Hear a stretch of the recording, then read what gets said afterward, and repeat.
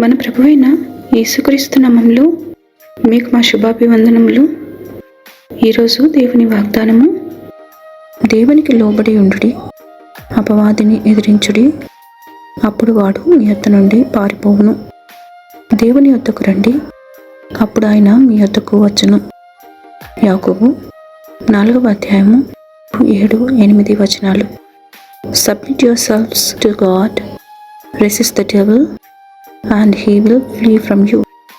Come near to God, and he will come near to you. James chapter 4 verses 7 and 8. ప్రార్థన. ప్రేమగల తండ్రి, ఈ దిన దీవెనకై వందనాలు.